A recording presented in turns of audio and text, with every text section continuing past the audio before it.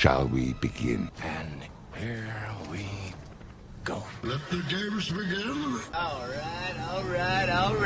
A new age has begun. An age of freedom. Are you not entertained? Are you not entertained?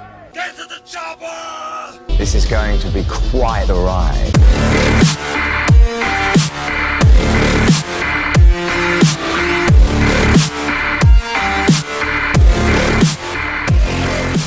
Hello, everybody, and welcome to the Movie Pit Podcast. I am your host, Christian Renteria, and this is usually where I say this is the podcast where we talk about all the big breaking movie news items of the week, along with movie trailers and movies that are coming out this weekend. However, as you can see from the title of this podcast, this is not a weekly roundup of news podcast. This is something different. This is a movies of the year so far. I couldn't think of a better title, so I'm just gonna go with that. So we're a little bit more than now midway through the year, especially by the time this goes up. But I just wanted to do a podcast, and a lot of people are doing midway through the year so far lists or even podcast episodes, so I figure I'd jump on the trend and do it as well. I haven't admittedly watched as many movies as I would usually like, and usually where I would probably be at this point, because, COVID's still going on, and I'm still, a little bit hesitant still to go in the movie theaters, but at least as much as I used to back, before COVID times. But I still, watch my good lengthy chunk of movies, and that is no different this year. Obviously, there's been a lot of some pretty great movies so far this year, and I'm going to go into those. So I have just a few categories. It's nothing like my end of the year list where I have a bunch of categories, but I have a few categories here that we'll talk about. We'll also talk about my favorites, kind of early honorable mentions, some early notable movies that may, by the end of year's time may also be honorable mentions. I got a couple surprises of the year, and then I have a new category that I created this year that I'll get into in just a second. But before we get to all that, because we are midway through the year, and a pretty notable thing happened this week. I want to talk about some of the numbers this year. And I know. You mentioned numbers, and everyone just wants to go away or skip forward, and you're more than happy to do. I'm not going to spend a bunch of time on this, but I do want to mention, since we are halfway through the year, the top grossing movies of the year so far, at least domestically, and even worldwide. This globally, it's still pretty much the same movies. So domestically, the highest grossing movie of the year so far is Top Gun Maverick. It has over $120 million at the box office. And that was from this week that I'm releasing this podcast, also this week that I am recording. Doctor Strange in the Multiverse of Madness has $409 million. The Batman comes in number 3 with $369 million, and then Jurassic World Dominion follows behind at $302 million. Obviously, Jurassic World Dominion will probably beat out the Batman. It is obviously still out, relatively new in theaters, and the Batman obviously doesn't have a theater run anymore. Jurassic World Dominion will probably be in theaters for at least a little bit longer, so I don't know if it will reach the Batman numbers, but it will probably come fairly close to it. The biggest weekends of the year so far, kind of a different order. Doctor Strange in the Multiverse of Madness beat out all the other movies. $187 million, Jurassic World Dominion, $145, The Batman, $134, and then Top Gun Maverick, $126. Obviously, the lowest of the biggest weekends, being Top Gun Maverick, especially having that 4-day weekend. However, the most successful of all these movies, again, considering how much money it's made since then. Obviously, IMAX also helps out with those numbers. Globally, this is the reason why I wanted to do the numbers bit here on the podcast, is because Top Gun Maverick is the first movie of the year to cross the $1 billion mark. So it's billion with a B this year, and that happened, of course, this past weekend. And honestly, might be the only movie this year, at least right now anyway, to cross that $1 billion mark. And obviously, word of mouth is getting around. A lot of people are really liking Top Gun Maverick. People are still going to the theaters to go watch Top Gun Maverick. Doctor Strange and the Multiverse of Madness comes in second with $943 million globally. Batman rolls in at 3, and then Jurassic World Dominion again rolls in at number 4. Dominion will definitely pass the Batman globally. Batman has 768 million. Dominion has 746 million. So it will definitely probably pass the Batman globally by the time its theater run is over. Probably will not, make it to Doctor Strange and the Multiverse of Madness. But Top Gun Maverick at the moment is the biggest movie of the year so far, especially at this midway point. So it is a Top Gun Maverick year. A lot of people were skeptical about Top Gun Maverick, and Top Gun Maverick came out, and it's come and gone, and it is, again, the first movie to cross the $1 billion mark of the year. Again, the fact that it has done it in the relatively short time that it has been in theaters is remarkable. It's not a quote-unquote Marvel movie. It's not a superhero movie. It is a IP movie, because everyone knows, obviously, the Top Gun name, but the fact that it is a regular quote-unquote regular movie that is not a superhero movie it's still very, very impressive. So congrats to them, and Paramount obviously enjoying the success of that. So there you go. Those are all the numbers. That's it. See, very close. Short and simple numbers bit. Let's get to the meat and potatoes of the podcast, and that is the movies of the year so far. I do want to mention some notable movies I have not watched yet, just because I haven't had time to. I will get to these, so these movies will definitely be, hopefully, somewhere on the end of the year lists by the time, obviously, that podcast gets made. So The Fallout, which is on HBO Max, if you want to go check that out. I just, again, haven't had time to watch it. The Cursed, which was a horror movie that came out earlier this year. It was limited release, so obviously that kind of hurt its chances a little bit. I know that's on VOD now. Fresh, which is on Hulu, just haven't had time to watch it. Operation Mincemeat, which is on Netflix. Didn't really know anything about a movie, and then it came out, and it kind of this silent release on Netflix, but the people that watched it say it's really, really good. So I really want to check that out. RRR, which is 3 hours, the 3-hour epic movie that I know everyone is, everyone loves that has watched it. I will watch it sometime before the end of the year. Believe me, I will. And then the 2 recent movies that came out in theaters, I just haven't had time to go watch these, and I will watch these, but again, I just haven't had time to watch them. Lightyear and The Black Phone. I definitely want to go watch those 2 movies. Those are some notable missed movies. There are some other ones, but those are the ones that I feel like maybe somewhere would have made it on the list so far this year, but just haven't had a chance to watch them. All right, so let's talk about the first category, which I have labeled the Bonkers movie of the year. This is the first time I've ever done it. I almost called it the most A24 movie of the year, but I didn't do it because when I thought of this category, I was like, okay, let's watch it, and then let's watch the movies and see which one pops up. And at first, I thought it was going to go to Everything Everywhere All at Once, because Everything Everywhere All at Once is a pretty bonkers movie, but we will talk about that movie a little bit later. But that is not the movie that goes to this category. And the reason why I was like, okay, and then because that is, of course, an A24 movie, and then I watched Men. I watched the movie Men, and I was like, you know what? I'm just going to call it Bonkers Movie of the Year, because I just feel like every year it's going to be an A24 movie, and it's going to be an A24 movie. It just is. So, Men. And listen, I have heard multiple podcast episodes. I have read Reddit threads. I've laid in bed in the dark and thought about this movie until even to this day, I cannot fathom what I watched in Men. This is Alex Garland's third film, obviously Ex Machina and Annihilation being the other 2. Of course, more specifically, the ending is what put this movie in the bonkers section, because it is an absolute bonkers third act of a movie.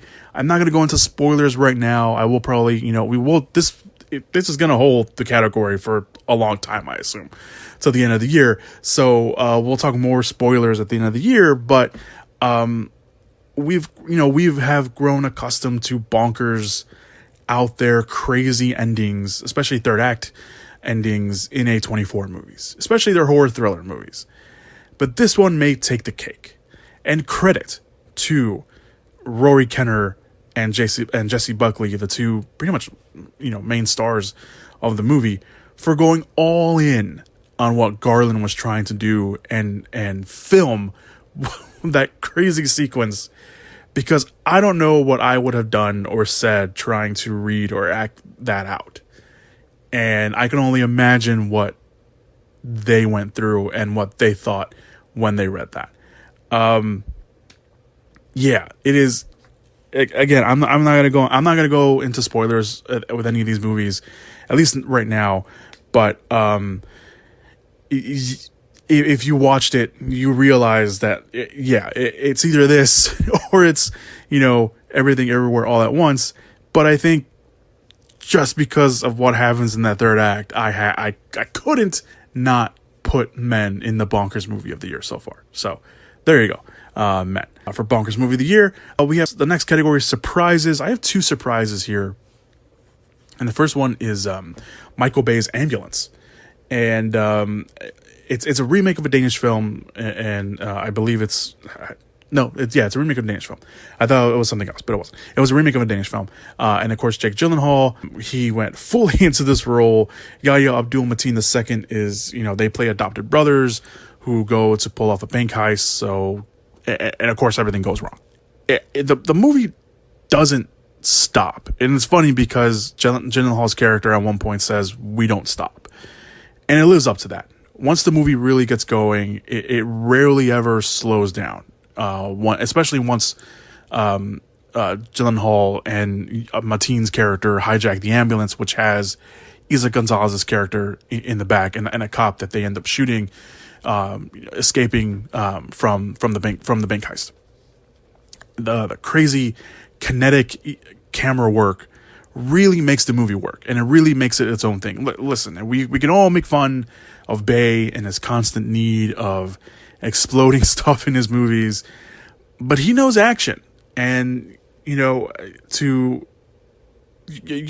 can't take that away from him. So he knows how to direct action, and the camera style here really makes the movie stand out. Is the whole movie in general really good? I mean, it's enjoyable at the very least, and I think that's really all we can really hope for, especially in a Michael Bay movie, especially in a Michael Bay action movie, that at least the action is enjoyable. And I really think the camera work kind of works here. I know the camera work is kind of has split fans down the middle. A lot of fans really liked it. A lot of fans don't like it. But I thought it really kind of gave the movie its own feeling and kind of just created this atmosphere around the movie that really made it work. So that's why I'm kind of surprised by Ambulance. I do have a Ambulance story though. So I went to go watch this in the middle of the week. Yeah, I went to go watch it in the middle of the week. And I went to my local theater really close by, nothing I had to drive out to. And it was myself, my brother, and one of my brothers and one of my sisters. And we went. And we were sitting there, we were watching the movie, everything was fine, and then like halfway through the movie, power goes out. Power goes out, the whole theater. And we're sitting there and we're like, okay. So we're literally sitting in the dark for like 15-ish minutes, something along those lines.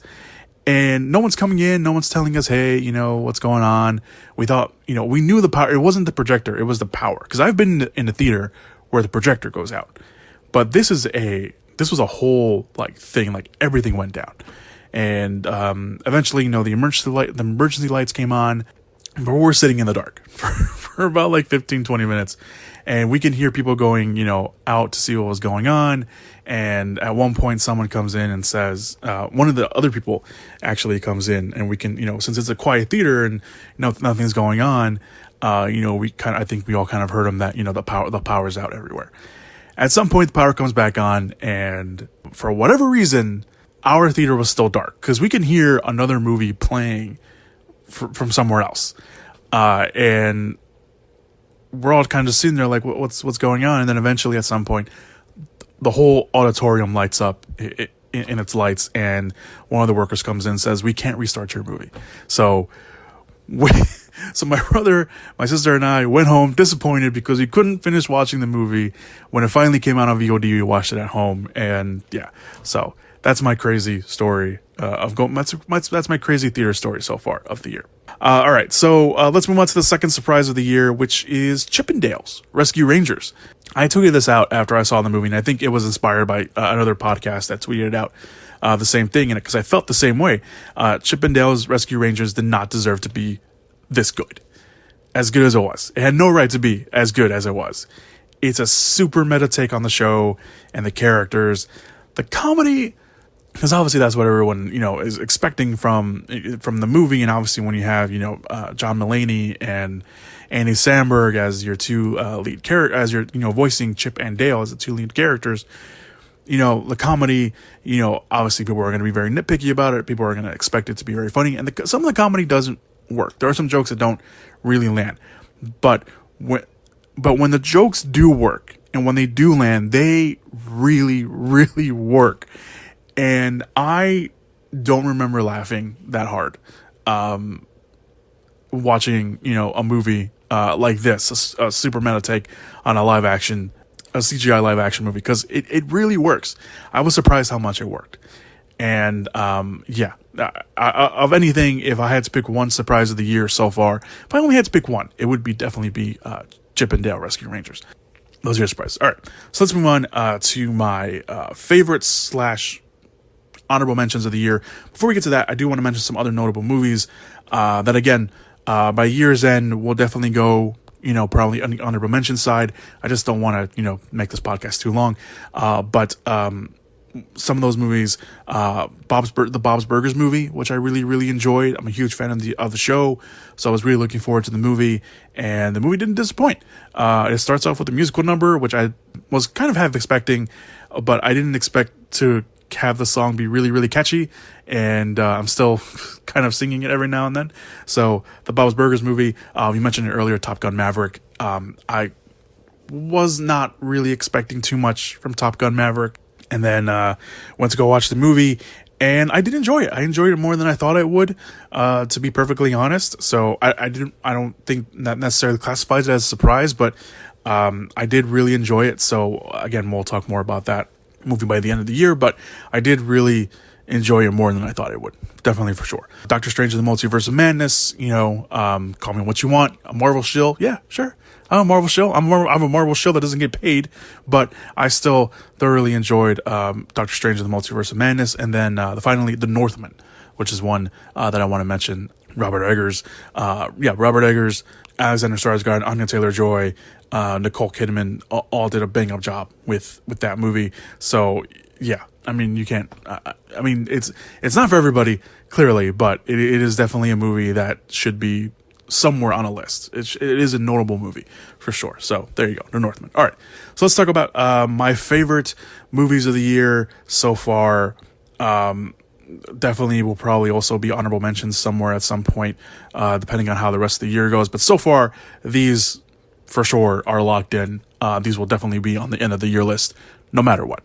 All right, so the first one, obviously, these are kind of in order from the movies that I saw them in theaters or here at home. The Batman. I mean, come on. We all knew it was going to be on my list. I'm actually wearing a Batman shirt, unironically, not planned. I just happened to be wearing one when I'm recording. But Matt Reeves did an awesome job bringing his version of Batman and Gotham City to life. Robert Pattinson did a great job. The whole cast really did a tremendous job. I did a spoiler podcast, thoughts on the Batman when it came out. So go back and check that out for my full thoughts. But I just wanted to mention, I think I mentioned on the podcast on that podcast that I was like everybody. I had the knee jerk reaction of Robert Pattinson, really, but remembering all his independent art house work that he has done post Twilight, because everyone is always obviously going to bring up Twilight with Robert Pattinson, but he has done such a great job. And I hope at this point now, everyone, when they think of Robert Pattinson, they no longer think Twilight, they think Batman, because that's how good of a job he did. I think in Matt Reeves, I always trusted Matt Reeves, but obviously, and the Batman itself, this version of it, the solo Batman, version of it, had a lot of eyes on it, went through a lot of changes, and we got this, and I thought it was great. We've been doing this together. You're part of this. We didn't do anything together. We did. What did we just just do. I asked you to bring him the light, and you did. We're such a good team. We're not a team. I never could have gotten him out of there. I'm not physical. My strength is up here. I mean, I had all the pieces. I had the answers, but I didn't know how to make them listen. You gave me that. I gave you nothing. You showed me what was possible. You showed me all it takes is fear and a little focused violence. You inspired me. You're out of your goddamn mind. The next one, Turning Red. I really didn't know if I'd end up liking it this at first, which honestly has become kind of a habit recently. I'm going to admit it. It's become a habit with Pixar movies lately. Like, I know they're going to be good because, like, it's Pixar. I mean, come on. It's Pixar. But the first initial teasers that Pixar releases, especially recently with these movies, I think starting with, I think since the pandemic era, starting with Soul, their teasers are just kind of like, okay. They're not great. Like, it's like, yeah, you put Disney Pixar on it and I'm definitely going to go watch it. But the teasers don't necessarily always inspire, a lot of confidence. I mean, not confident, that's not the right word. Just a lot of excitement for the movie. A lot of, I get hype, I guess, for the movie. And then they release the next trailer. And then the next trailer is always really super great and sells me on the movie. So that started since Soul. So it was Soul and Luca, and I think even Raya was like that a little bit. And then Turning Red. I know there's another movie in there that I'm forgetting. Onward. That was another one. That was right at the start of the pandemic too. So, oh my God, that was so long ago. Anyway, so I didn't think how much I would end up really liking Turning Red. And Turning Red was the same way. Teaser was okay. I was like, oh, that's cute. And the first trailer came out. I was like, okay, no, you sold me on this. And I ended up really liking Turning Red. I love the coming of age approach to the movie and the fact that it focused on, an Asian family. So it brings us into this world that some of us really know and some of us don't. And it just works really. It takes this crazy idea and it really makes it work. And I just really, really ended up loving Turning Red. Fordown's coming to Toronto! What? It's just me. Shut up. It's me. Calm down, all right? I'm gonna let go, and you're gonna be chill. Got that? Chill. May? Are you a werewolf? No. What? He's a red panda. Sick. You're so fluffy. You're so fluffy. I've always wanted a tail. Priya, Abby, quit it. The next movie, The Adam Project. Of course, another coming of age story, time travel at that, had a lot of heart to it. It's held together by Ryan Reynolds and newcomer Walker Scobell, who plays a younger version of Reynolds' character named Adam. You get some pretty decent action scenes, which I was not expecting from the movie. Some great father-son scenes with, Mark Ruffalo playing the father character. And that scene between Reynolds and Jennifer Gardner in the bar is just comes out of nowhere. And it's like, it doesn't even happen like, halfway through the movie or near the end of the movie. It happens really early. And it's just like, okay, this is more than I thought it was going to be. But yeah, I really like The Adam Project. Thought it was really good. And it's on Netflix of all places. So you can go watch this movie anytime you want. And it's really, really good. I know a lot of people don't really like Ryan Reynolds. A lot of people are over Ryan Reynolds.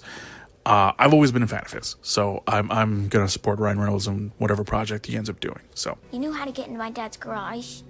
You knew how to close the fridge. You knew how to time my breathing. We have the same scar. And you're wearing my dad's watch.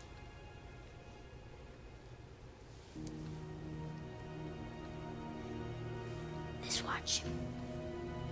This watch. You're me. Holy shit. That's classified, but yes.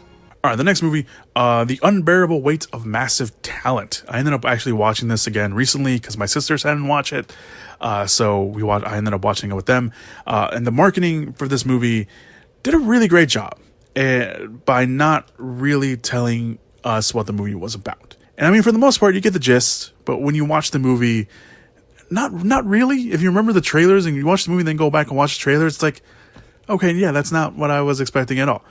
So Nicolas Cage plays Nick Cage. Obviously a down on his luck actor who gets asked, to be a guest at a superfans party, Javi's party, played by Pedro Pascal. And the CIA gets involved. There's a kidnapping story.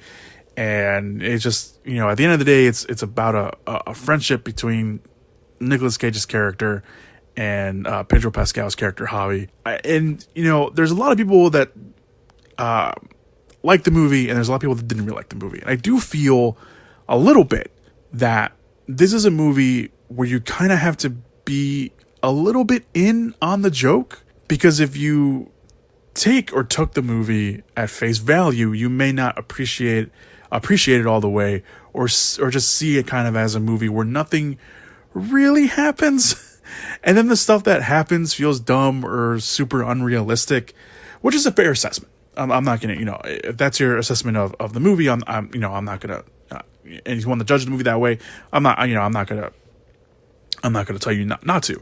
But I feel like if you're in on the joke, I feel like you appreciated the movie a little bit more. And the movie knows what it's doing, because it's clear that the movie knows what it's doing. If you're really paying attention, you know exactly what the movie's doing. So I think if you go along with the joke, I think you'll appreciate the movie a hell of a lot more.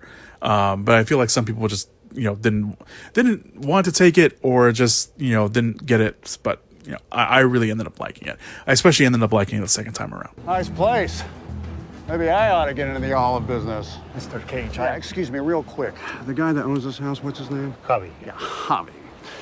Is Javi going to want me to,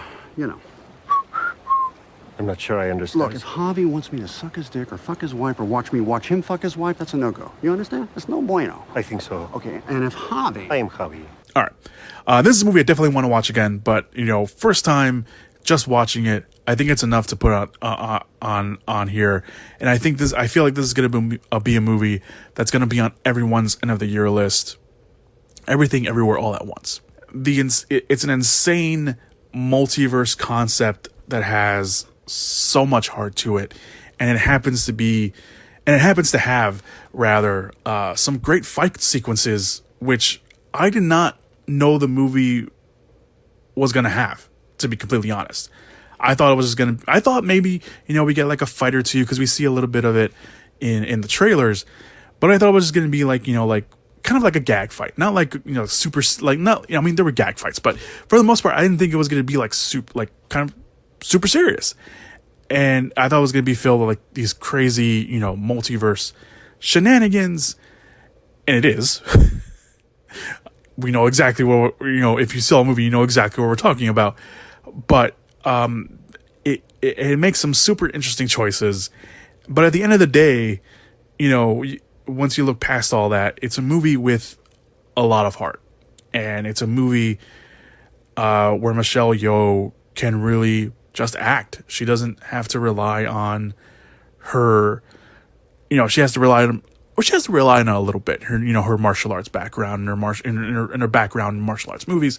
But I think for the most part, this really gives Michelle Yeoh a chance to really act. And one of the things that is awesome about the movie is the relationship between Michelle Yeoh's character, Evelyn, character's name is Evelyn, and her daughter, Joy, played by Stephanie Yu. I think I'm pronouncing that right. Because their relationship is great. And I feel like anybody can relate to that kind of relationship between a mother and a daughter, or any kind of relationship, with your, parent.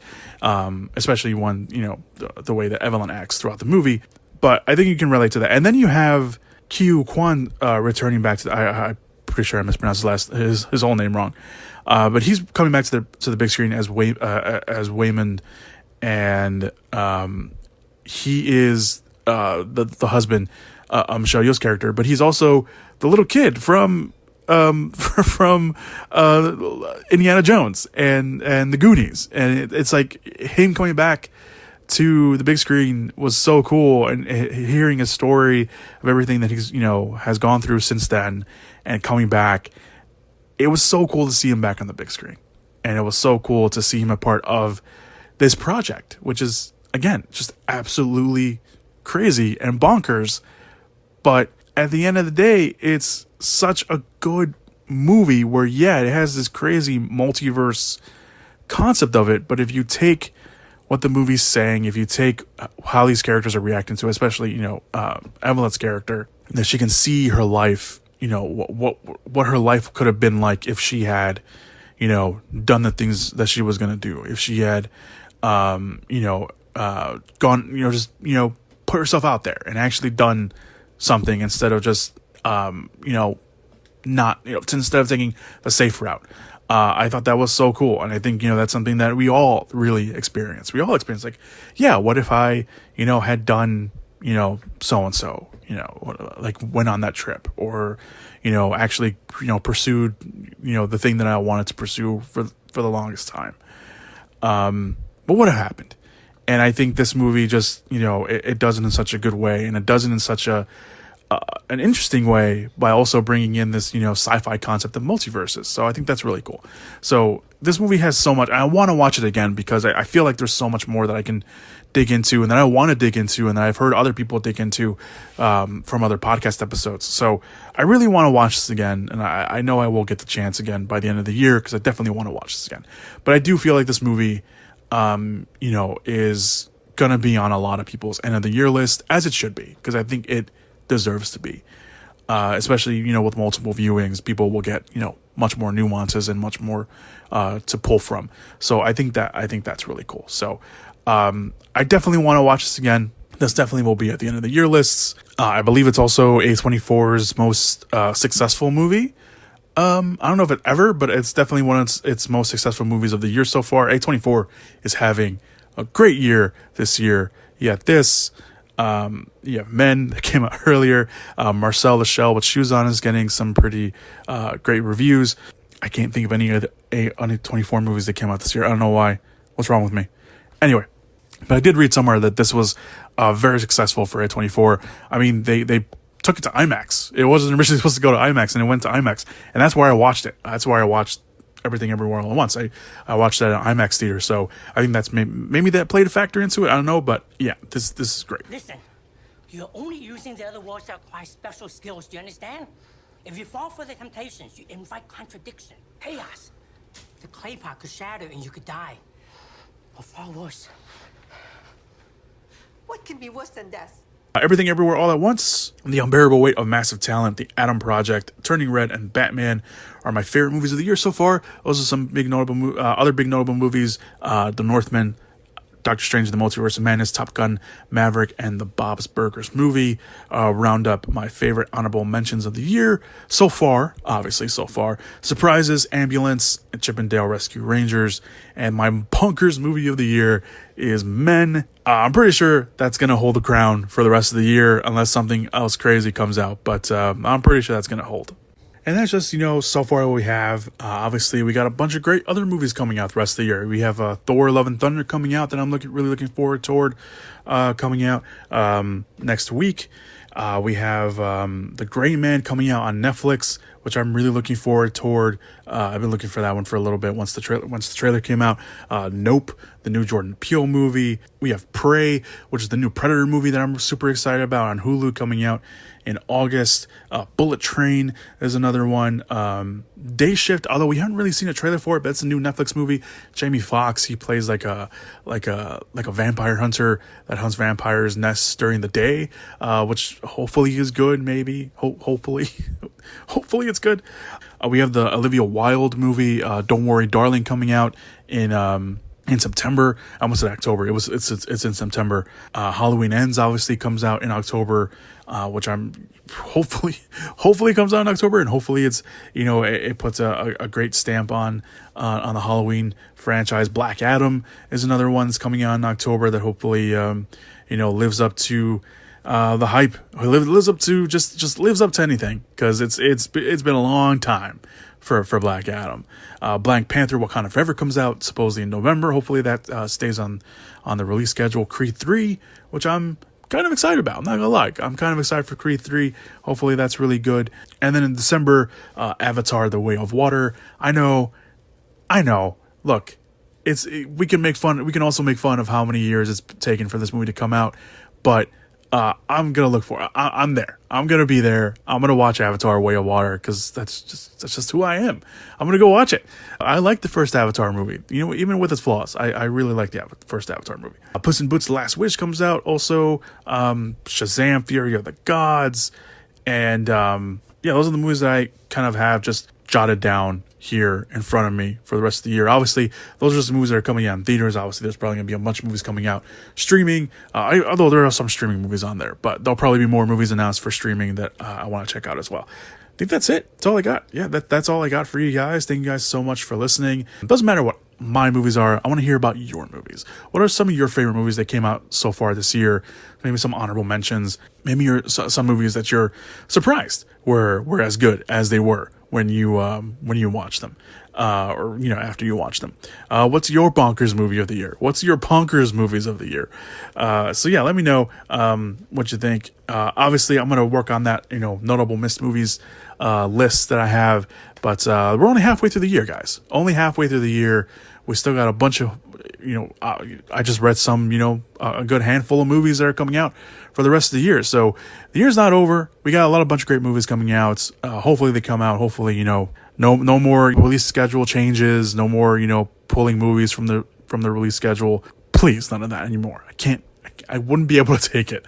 So yeah. All right. Thank you guys so much for listening to this special episode of the podcast this week. This might be the only podcast of the week. So I appreciate you guys if you listen.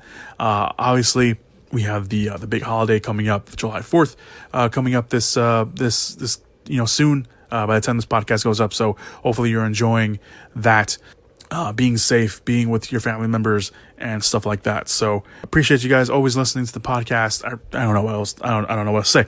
I'm losing it. I'm losing you guys. I had it and I lost it. But thank you guys so much for listening to the podcast. Very much appreciated, as always. No matter where you're listening to this, links to where you can listen to the podcast will all be down below. Everything else will be down below as well. Social medias and all that stuff. So thank you guys. I appreciate it. Be safe. Enjoy your July 4th weekend. Try to enjoy it. I know there's a lot of stuff going on in the world where we can't really probably have that luxury of enjoying stuff, but let's try. Let's try at least. Let's not let them take that away too. So thank you guys. I appreciate it. And I will see you guys after the holiday. So yeah. Bye guys. What you just said is one of the most insanely idiotic things I have ever heard. At no point in your rambling, incoherent response were you even close to anything that could be considered a rational thought. I award you no points, and may God have mercy on your soul. Whoop whoop! Yeah! Give it up! Movies!